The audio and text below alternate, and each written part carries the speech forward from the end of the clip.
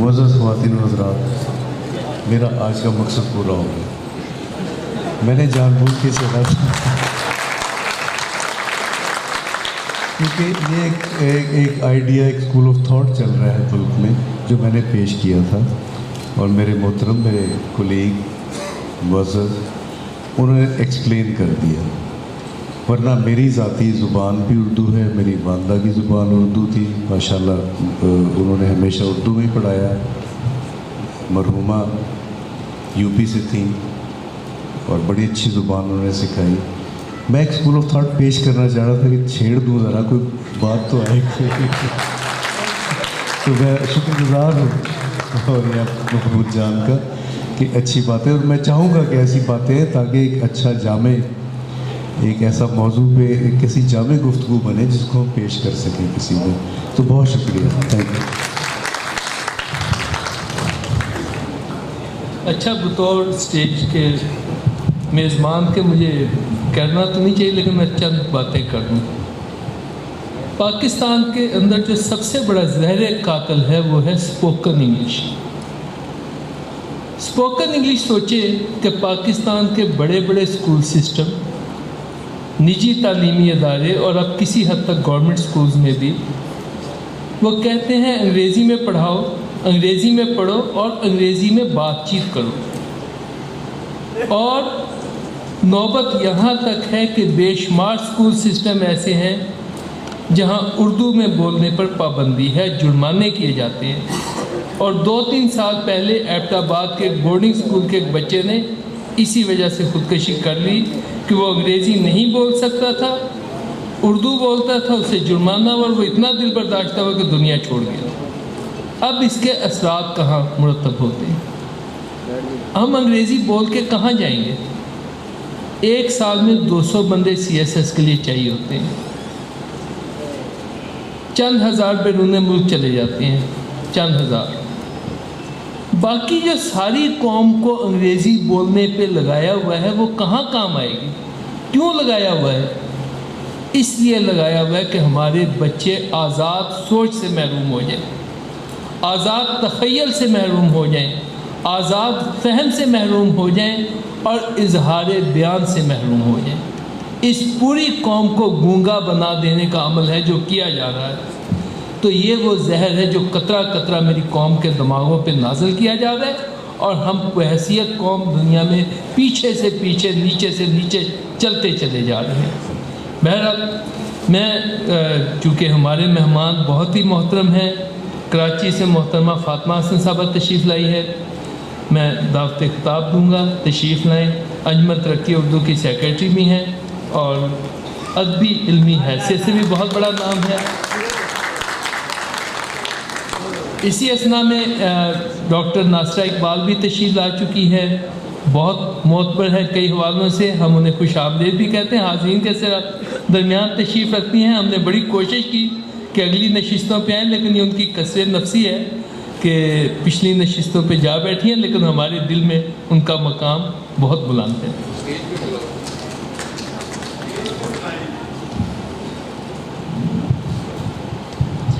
میرا خیال ہے کہ اگر ناصرہ اقبال صاحبہ اسٹیج پر آ جائے تو ایک خاتون کی نمائندگی تو کم از کم ہو جائے. اتنا مردانہ اسٹیج میں نے پہلی مرتبہ دیکھا ہے.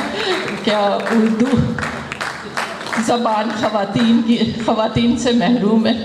تو پلیز آپ تشریف لے آئیں برائے مہربانی.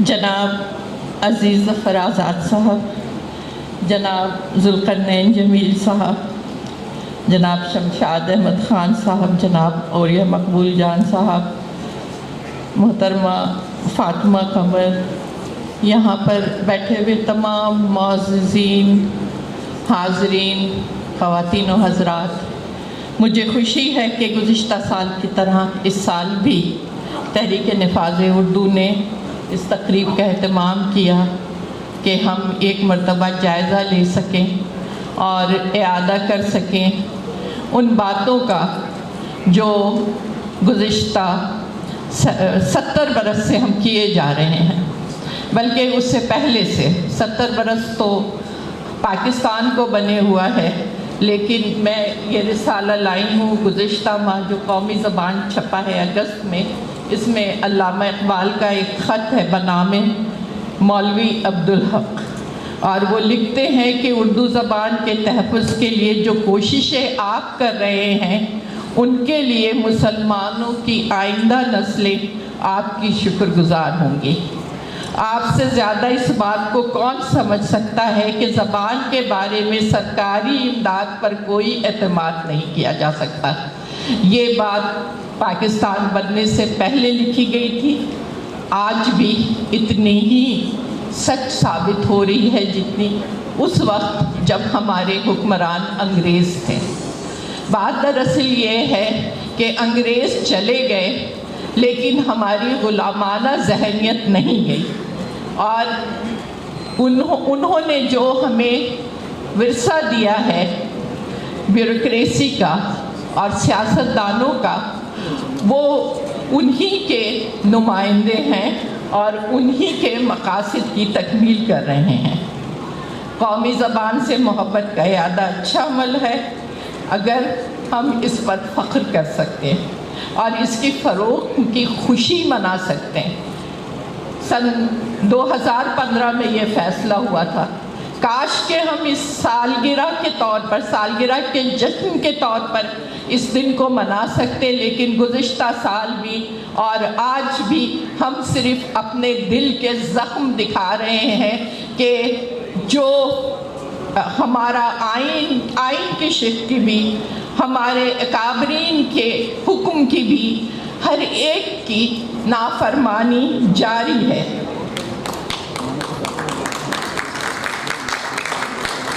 پاکستان کی ایک بڑی آبادی انگریزوں اور انگریزی سے آزاد ہونے پر خوش ہوئی ہے اور اس جبر سے چھٹکارا چاہتی ہے جو انگریزی زبان کے بل پر ان پر مسلط کیا گیا ہے۔ ایک مفاد پرست طبقہ اپنے استحصالی رویوں کے ساتھ زبان کو ڈھال بنا کر اقتدار پہ قابض ہے، اور یا مقبول جان صاحب یہی بات کر رہے تھے کہ اگر انگریزی زبان سے کسی کو فائدہ ہے تو اس طبقے کو ہے جو حکمران طبقہ ہے، وہ صرف اس اپنی اسی زبان کو ڈھال بنا کر اس نے اقتدار پر بھی قبضہ کیا ہوا ہے، اس نے بیوروکریسی پہ بھی قبضہ کیا ہوا ہے، اس نے معیشت پہ بھی قبضہ کیا ہوا ہے، اور وہ اس کے اولادیں آپ دیکھ رہے ہیں کہ پاکستان میں جو نظام ہے وہ موروثی نظام بن کے رہ گیا ہے۔ ہر چند ہم کہیں کہ ہمارے ہاں جمہوریت ہے، ہمارے ہاں جمہوریت کہاں ہے؟ وہی چند خاندان ہیں جو انگریزوں کے مراعات یافتہ تھے، وہی آج بھی حکومت کر رہے ہیں اور کرتے چلے جائیں گے، ان کی یہی کوشش ہے۔ انہیں نہ تو آئین کی شق کا پاس ہے، نہ عدالتی فیصلے کا احترام ہے۔ نظریہ پاکستان اور قائد اعظم کے اعلان کو بے اعتنائی کے طاق پر رکھ کر انگریزی کے چراغ روشن کرنے والے یہ ناعاقبت، ناانداز اور کوتاہی سیاستدان، جن کی بڑی تعداد انگریزوں کی عطا کردہ مراعات کے نتیجے میں اس مقام تک پہنچی ہے کہ اپنے اپنے علاقے کے غریب عوام پر حکومت کر سکیں۔ اس تسلط کو مزید مستحکم کرنے کے لیے قومی مفاد اور سالمیت کو خطرے میں ڈالتے رہتے ہیں۔ انہوں نے زبان کو متنازع بنا کر ہمارا آدھا ملک جو ہے وہ گوا دیا ہے، اور اب باقی کے ساتھ بھی یہی کھلواڑ کر رہے ہیں۔ ہمارا تعلیمی نظام جس میں سرکاری اسکولوں اور کالجوں سے ذہین ترین بچے نکلتے تھے، آپ دیکھیے کہ وہ لوگ جو ہم سے پہلے والی نسل کے تھے وہ کون سے انگریزی میڈیم اسکولوں میں پڑھتے تھے، کس سٹی اور بیکن ہاؤس میں جاتے تھے، وہ انہی سرکاری اسکولوں میں پڑھتے تھے اور انہوں نے بڑے بڑے کارنامے انجام دیے ہیں۔ اور وہ انگریزی بھی جانتے تھے، وہ اردو بھی جانتے تھے، اور وہ اپنی مادری زبان بھی جانتے تھے۔ وہ 3 زبانوں پر مکمل عبور رکھتے تھے اور گرامر کی غلطی کے بغیر جو جیسی چاہے مراسلت کر سکتے تھے۔ ایک زبان انگریزی پڑھائی جاتی تھی، گرامر کے ساتھ پڑھائی جاتی تھی، اور باقی سارے جو سبجیکٹ تھے وہ اردو میں پڑھائے جاتے تھے، اور وہ ایک زبان گرامر کے ساتھ پڑھ کر وہ جو کچھ لکھنا چاہیں وہ لکھ سکتے تھے۔ بین الاقوامی سطح پر انہیں خط کتابت کی ضرورت ہوتی ہے، اور اپنی سطح پر انہیں باقاعدہ رابطوں کی ضرورت ہوتی ہے۔ تو وہ جو رابطوں کی ضرورت ہے اس کو ختم کر دیا گیا، اور ایسے تعلیمی ادارے قائم کیے گئے ہیں جہاں انگریزی بولنے پر اتنی توجہ دی گئی ہے کہ بچوں کو ان کی اپنی زبان میں گفتگو کرنے کی ممانعت ہے، بلکہ جرمانہ تک کر دیا جاتا ہے۔ اب آپ یہ بتائیے، میری ایک عزیزہ ہے، وہ جب گئی اپنے بچے کو اسکول میں داخل کرنے اور انہوں نے کہا کہ یہ بچہ انگریزی میں بات کرے گا، تو اس نے کہا پھر یہ اپنی دادی نانی سے کیسے گفتگو کرے گا؟ تو آپ یہ دیکھیں کہ اپنے روایتوں سے کاٹ رہے ہیں ہمارے بچوں کو۔ یہی حال ہمارے اسکولوں کے علاوہ کالجوں کا ہے، اور جامعات میں بھی تمام مراحل انگریزی میں ہو رہی ہے، اگرچہ رسمی طور پر اردو کو قبول کر لیا گیا ہے، مگر اب بھی معلوماتی مواد کے مکمل ترجمے نہیں ہوئے ہیں، اور خط کتابت تمام جامعات میں اردو میں انگریزی میں ہو رہی ہے۔ بلکہ ایک جامعہ، مجھے تو بہت افسوس ہے کہ جو اسلامک انٹرنیشنل یونیورسٹی ہے وہاں پہ بھی عربی اور انگریزی میں خط کتابت ہوتی ہے، اردو میں خط لکھنے کی باقاعدہ ممانعت ہے۔ کیا آپ کسی دوسرے ملک میں جا کے یہ کر سکتے ہیں؟ سعودی عرب جا کے آپ یہ کر سکتے ہیں کہ ہم اردو اور انگریزی میں خط لکھیں گے، عربی میں نہیں لکھیں گے؟ لیکن ہماری انٹرنیشنل اردو اسلامی یونیورسٹی جو ہے اس میں اردو میں خط کتابت کی ممانعت ہے، اور دیگر یونیورسٹیوں کا حال جہاں اجازت بھی ہے وہاں پہ بھی انگریزی میں، سوائے میرا خیال ہے اردو فیڈرل اردو یونیورسٹی کے، ہر جگہ انگریزی میں خط کتابت ہو رہی ہے۔ یقیناً کہ دنیا کے کسی ملک میں ایسا نہیں ہوتا۔ آپ بڑے بڑے اسکولوں کے مالکان کو دیکھیے، یہ کون لوگ ہیں؟ آپ ایک دفعہ جائزہ لیجئے، آپ دیکھیے کہ یہ اسی طبقے کے افراد ہیں جن کی مراد کی تاریخ انگریزوں کی داد و دہشت سے جڑی ہوئی ہے۔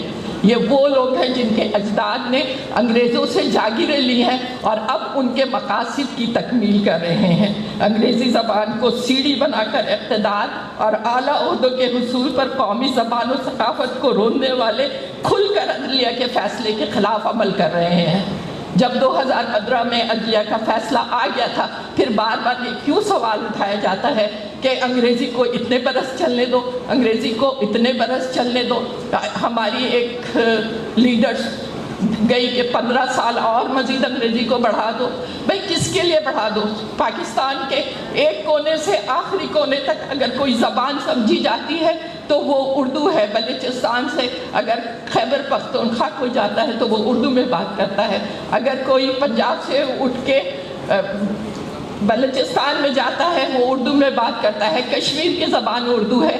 تو آپ کو پاکستان کے کونے کونے کی زبان اردو ہے، پھر آپ اور ان میں سے ذرا مجھے بتا دیں کہ کس گاؤں میں، کس قصبے میں انگریزی سمجھتے ہیں لوگ؟ لکھ پڑھ اگر تھوڑا بہت پڑھ بھی لے، بات نہیں کر سکتے انگریزی میں۔ میں نے 40 برس سرکاری دفتر میں نوکری کی ہے، سارا دن جو افسر ہیں اپنے کلرک کے تیار کردہ ڈرافٹ اور نوٹ کو درست کرتے رہتے ہیں، اور پھر جو بیچارہ آتا ہے جس کو وہ خط پکڑایا جاتا ہے وہ یہ کہتا ہے کہ ذرا پڑھ کر بتا دیجئے کہ اس میں لکھا کیا ہے۔ تو کیا ضرورت ہے ایسے خط لکھنے کی؟ اور یہ جو کہا کہ اصطلاحات نہیں ہے، اردو میں خط کتابت نہیں ہو سکتی۔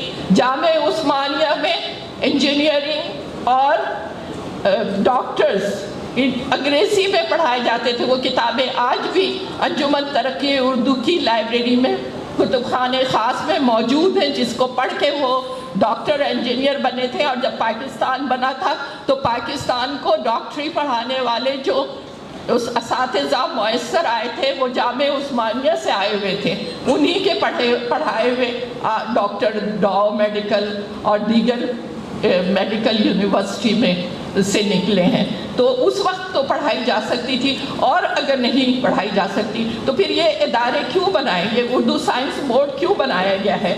یہ اردو لغت بورڈ کیوں بنایا گیا ہے؟ یہ کام تو کیا ہے؟ مقتدرہ کی 25-26 کتابیں، خود انجمن ترقی اردو نے جب یہ سنا بار بار کہ اردو میں خط کتابت نہیں ہو سکتی، تو ہم نے ایک کورس تیار کیا اردو میں خط کتابت کا، اردو مراسلت پڑھانی شروع کی، اور انہی کتابوں سے پڑھائی جو مقتدرہ نے بنائی ہے، لکھی ہے، تیار کی ہے، اس لیے کہ اردو کو نافذ کرنے کا فیصلہ کیا گیا تھا، اور اس حساب سے نافذ ہو جانا چاہیے۔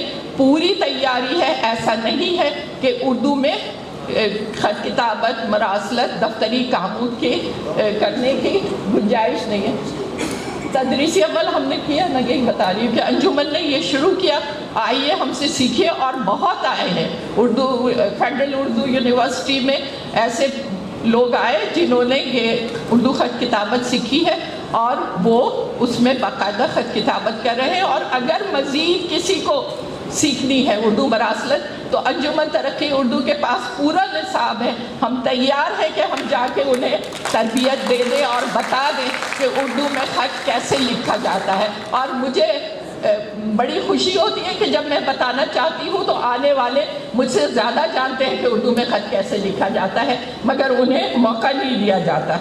پاکستان کی قومی زبان اردو کو جو ملک کی اکثریت سمجھ اور بول لیتی ہے، مکمل طور پر نظر انداز کیا گیا ہے۔ سپریم کورٹ کا فیصلہ آنے کے بعد بھی اس طرف توجہ نہیں دی گئی۔ واضح رہے کہ پاکستان کے تمام دانشوروں نے ہمیشہ قومی زبان کا احترام کیا ہے، اور قومی ہم آہنگی کے لیے ایک زبان کو ضروری جانا ہے۔ ملک کے ہر حصے میں بولی اور سمجھی جاتی ہے یہ زبان، اس وجہ سے کہ یہ دانشور جانتے ہیں کہ کسی بھی قوم کی ثقافت اس کی پہچان ہوتی ہے، اور ثقافت کا مظہر اگر کچھ ہے تو وہ زبان ہے۔